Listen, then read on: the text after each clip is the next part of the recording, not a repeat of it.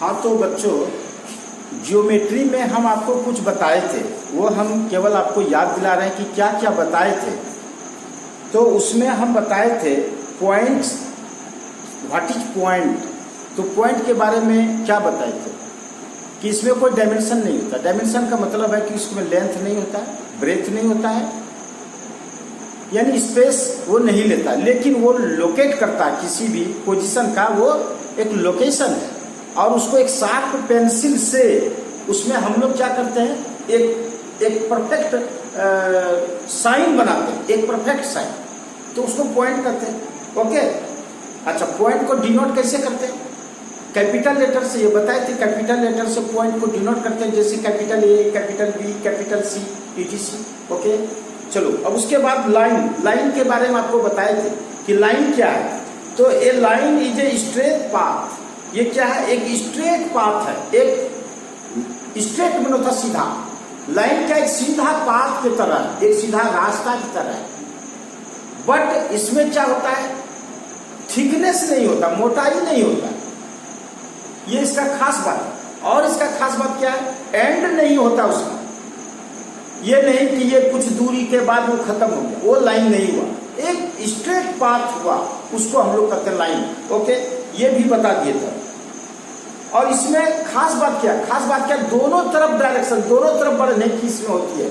Line में क्या है कि आप दोनों डायरेक्शन में आप बढ़ते हैं, इधर भी बढ़ते हैं और इधर भी। इसलिए अगर ऐसा एरो हेड लगा रहे हैं दोनों तरफ, तो अगर दोनों तरफ एरो हेड है तो इसको हम लोग लाइन करते हैं। भूल से भी इसको लाइन सेगमेंट नहीं बोलेंगे, ये लाइन है, ये स्ट्रेट पाथ है जो दोनों डायरेक्शन को बता रहे हैं। ओके, उसके बाद आपको बताए थे हम प्लेन। तो प्लेन क्या है? ये प्लेन एक फ्लैट सरफेस है, जैसे ये किताब है, ये फ्लैट सरफेस है, ये प्लेन है, ये भी एक प्लेन है, ये जो व्हाइट बोर्ड है ये भी एक प्लेन है।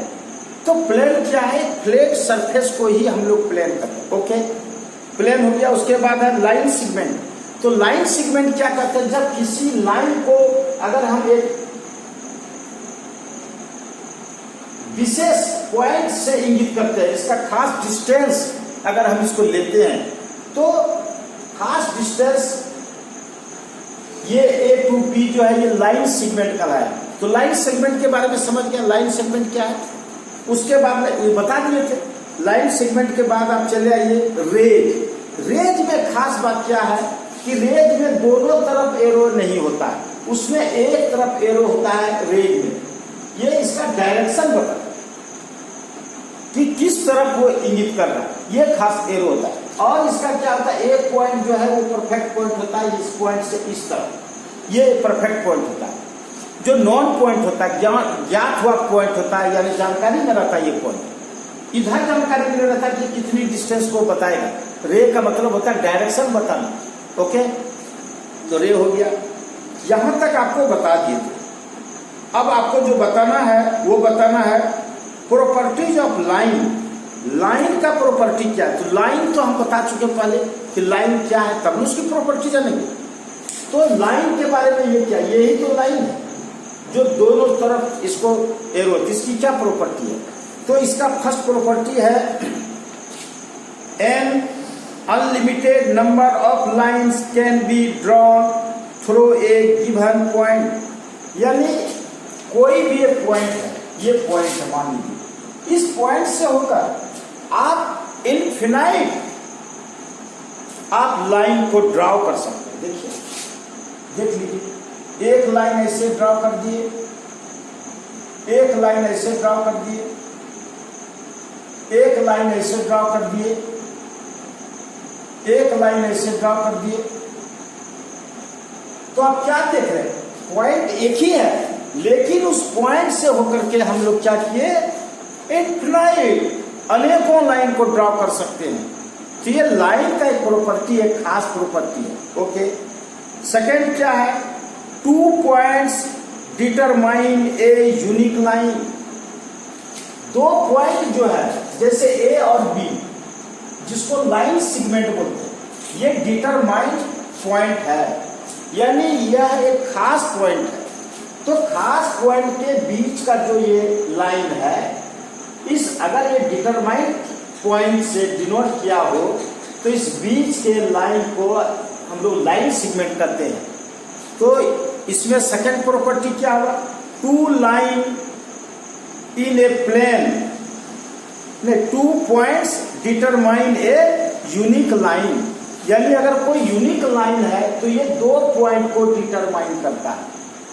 ओके, जैसे लाइन सेगमेंट क्या करता है, लाइन सेगमेंट के बारे में बताएं कि एक लाइन का एक खंड, तो ये पॉइंट और ये पॉइंट दो सिग्निफिकेंट पॉइंट है, तो एक लाइन क्या करता है, वो एक सिग्निफिकेंट पॉइंट को भी शो करता है। ओके, थर्ड है two line in a plane either intersect each other at exactly one points और are parallel if two lines intersect each other, then the common point P, as in the first two figure, is known as the point of intersection। कहता है कि कोई plane है, ये मान लो ये भी प्लेन है, इसमें दो लाइन है, ये टू लाइन्स या तो पैरेलल होगा या तो म्यूचुअली क्या करेगा, इंटरसेक्ट करेगा, यही तो कंडीशन होगा, या तो सेम पॉइंट बीच में काटेगा या तो कहीं भी काट सकता है। क्या लगता है, एक ही जगह से इंटरसेक्ट करेगा दो लाइन। कभी भी ऐसा हो सकता है क्या कि दो लाइंस है और उसको दो जगह इंटरसेक्ट करना, ऐसा कभी पॉसिबल है, नेवर, यह पॉसिबल नहीं होगा। तो दो लाइन है, या तो पैरेलल हो सकता है या क्या हो सकता है, आपस में म्यूचुअली इंटरसेक्ट कर सकता है, यही दो कंडीशन बनेगा लाइन का। ओके, तो अच्छा, इंटरसेक्ट पॉइंट को नाम क्या कहेंगे, इंटरसेक्ट पॉइंट जो है इसको हम लोग कहते हैं point of intersection, point of intersection. अब आपका कोलिनियर पॉइंट समझिए, कोलिनियर पॉइंट्स क्या है, यानी कोलिनियर पॉइंट्स का मतलब होता है कि कोई लाइन है, ये लाइन है, यानी इस लाइन पर कई पॉइंट्स हैं, देखिए कई पॉइंट्स, यानी more than two points, minimum दो पॉइंट से अधिक अगर होगा तभी कोलिनियर का आप डिसाइड कर सकते हैं। दो पॉइंट वाले को कोलिनियर आप नहीं कर सकते। दो पॉइंट से अगर अधिक है, मान लीजिए 3 पॉइंट है और एक लाइन पे अगर है तो ये पॉइंट ए बी सी ये सभी क्या है, कोलिनियर पॉइंट कहलाएगा। तो डी ये भी दे दीजिए, जितना भी पॉइंट दे सकते हैं, क्योंकि वन लाइन के ऊपर है इसीलिए इस पॉइंट को कोलिनियर पॉइंट कहते हैं। ओके, दूसरा आपको जानना है नॉन कोलिनियर पॉइंट। तो नॉन कोलिनियर पॉइंट क्या है, इसमें भी वही बात है कि दो से अधिक पॉइंट अगर वो एक लाइन को नहीं फॉलो करे, मान लीजिए हम 3 पॉइंट दे दीजिए, एक पॉइंट यहाँ है, एक पॉइंट यहाँ, एक पॉइंट यहाँ, ए बी और सी 3 पॉइंट बना दिया। अब ये देखिए, ये 3 पॉइंट किसी भी प्रकार से बनाइए तो एक लाइन पे नहीं आएगा। जब एक लाइन पर ये तीनों पॉइंट नहीं आ रहा है तो ये सब जो पॉइंट है वो क्या कहलाया, नॉन कोलिनियर पॉइंट कहलाया। तो ये नॉन कोलिनियर पॉइंट है। तो आपसे पूछेंगे कोलिनियर पॉइंट क्या है, नॉन कोलिनियर पॉइंट क्या है, तो ये सब आप बताना होगा। अब हम आगे बता रहे हैं आपको,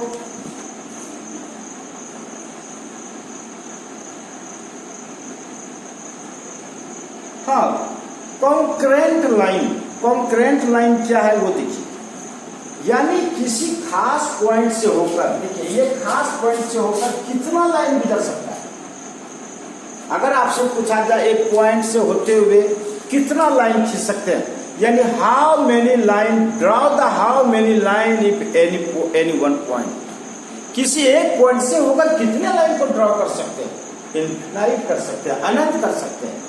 तो इस कंडीशन में ये जो पॉइंट हुआ, ये पॉइंट को हम लोग कहेंगे कॉन्करेंट लाइन, कॉन्करेंट पॉइंट। और ये जो लाइन हो गया ये क्या हो गया, कॉन्करेंट लाइन हो गया। ओके, अब आप दूसरा देखिए, या इसको पॉइंट ऑफ कॉन्करेंसी भी कर सकते हैं, कॉन्करेंट पॉइंट को पॉइंट ऑफ कॉन्करेंसी भी कर सकते हैं। तो ये पॉइंट ऑफ कॉन्करेंसी कहिए अथवा कॉन्करेंट पॉइंट कहिए। उसके बाद हम आपको बता रहे हैं एंगल ऑफ रोटेशन। नहीं, इसके पहले नॉन कॉन्करेंट ऑफ लाइन जान लीजिए। नॉन कॉन्करेंट ऑफ लाइन का मतलब है कि एक लाइन से होते हुए अगर आपको दो से अधिक लाइन अगर नहीं खींच सकते, सपोज करिए इससे एक लाइन ऐसा खींचे, एक लाइन ऐसा खींचे, तीसरा लाइन आप यहाँ से खींचे, इस पॉइंट से होकर नहीं जा रहा, पी पॉइंट से होकर थर्ड लाइन नहीं पास हो रहा है, तब इसको क्या कहेंगे, ऐसे लाइन को क्या कहेंगे, नॉन कॉन्करेंट लाइन। ओके, अब आप देख लीजिए कि आपको बताने जा रहे हैं angle of rotation. Angle of rotation क्या है? तो एंगल ऑफ रोटेशन क्या होता है कि एक पॉइंट पर जो एंगल बनता है इस प्रकार से एक सर्किल का निर्माण करता है, तो यह एंगल ऑफ रोटेशन को शो करता है। अब इसमें क्या होता है कि इसको अगर 60 इक्वल पार्ट में आप अगर कर दीजिए, इसको 60 इक्वल पार्ट में, एक सर्किल में 360 डिग्री का एंगल बनता है, ये जानिए टोटल इस पॉइंट पर, जिसके कारण यह एक सर्किल का निर्माण करता है, तो 360 डिग्री का एंगल बनाता है। आपको पहले भी स्कूल में भी हम बताए थे। अब आपको ये इसको 60 भाग में इसको बराबर बराबर 60 भागों में डिवाइड कर दीजिए। अगर 60 से डिवाइड करते हैं तो कितना होगा, यानी इसको 60 में करिए, डिवाइड करिए, तो ये सुना खत्म हो गया 6। ये मतलब नहीं है 6 डिग्री से मतलब नहीं है, 6 से मतलब नहीं है।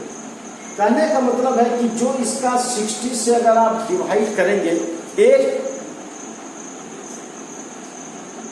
360 डिग्री को, तो उसका जो एंगल होगा 1 डिग्री, जो 360 से अगर डिवाइड करते हैं आप इसको 360 से करते हैं तो ये 1 डिग्री बनाता है।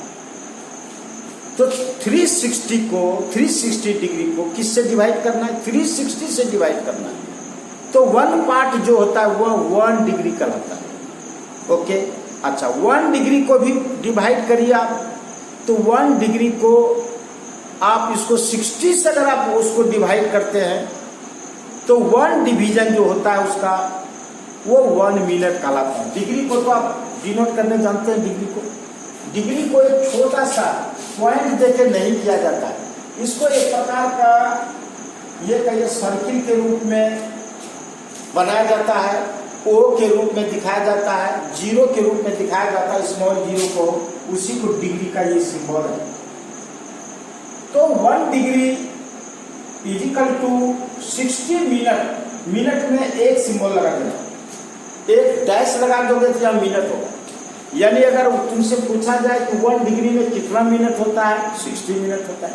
अच्छा 1 मिनट में फिर कितना सेकंड होता है, 1 मिनट बराबर 60 सेकंड, तो यहाँ पर डबल लगा दें सेकंड का सिंबल, तो 1 मिनट में 60 सेकंड।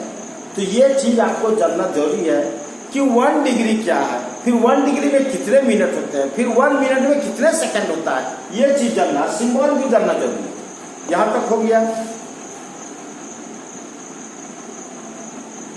अब आपको टाइप ऑफ एंगल शायद उस क्लास में हम बताए थे, पहले भी बताए थे टाइप ऑफ एंगल, यानी एक्यूट एंगल जो 90 डिग्री से छोटा एंगल बनाता है उसको एक्यूट एंगल कहते हैं, ये एक्यूट एंगल के बारे में। उसके बाद है ऑब्ट्यूस एंगल जो 90 डिग्री से बड़ा होता है, और 190 डिग्री से बड़ा बट 180 डिग्री से छोटा होता है ऑब्ट्यूस में। ये दोनों बात बोलना होगा, खाली 90 डिग्री से बड़ा बोलने से कम नहीं चलेगा। इसमें 2 बात बोलना होगा आपको कि 90 डिग्री से सर बड़ा होता है, लेकिन ये 180 से छोटा होता है। ऐसा नहीं कि 180 ये हुआ, एक लाइन जो है वो 180 का एंगल बनाता है, तो 180 से छोटा होना चाहिए लेकिन 90 डिग्री से बड़ा होना चाहिए। तो वह हो गया ऑब्ट्यूस एंगल। उसके बाद होता है रिफ्लेक्स एंगल। तो ये रिफ्लेक्स एंगल क्या है, इसमें 180 डिग्री से बड़ा होना चाहिए, ये हुआ रिफ्लेक्स एंगल। 180 डिग्री आप एक स्ट्रेट लाइन में 180 डिग्री का एंगल बनाए। अब हम बोल रहे हैं कि 180 से बड़ा होना चाहिए। 180 से कैसे बड़ा है, यहाँ तक आ गया, इसको बड़ा कर दीजिए, तो इसके यहाँ तक ले आइए। यहाँ देखिए, नीचे दिखाते आपको, वहाँ पर शायद आपको नहीं दिखता होगा, आप यहाँ चले इस जगह सेंटर। तो ये 180 का, मान लीजिए इस पॉइंट में ये एंगल जो है 180 डिग्री का एंगल बना दिया। अब आपको करना क्या, 180 डिग्री से थोड़ा बड़ा ले लीजिए आप, तो यहां तक आ गया। तो ये जो एंगल है, ये वाला एंगल इतना बड़ा एंगल, ये 180 डिग्री से बड़ा एंगल हो गया कि नहीं? तो ऐसा एंगल को हम लोग क्या करते हैं, जो 180 डिग्री से बड़ा है, रिफ्लेक्ट एंगल। तो ये हो गया आपका एंगल के संबंध में। अब आपको बताते हैं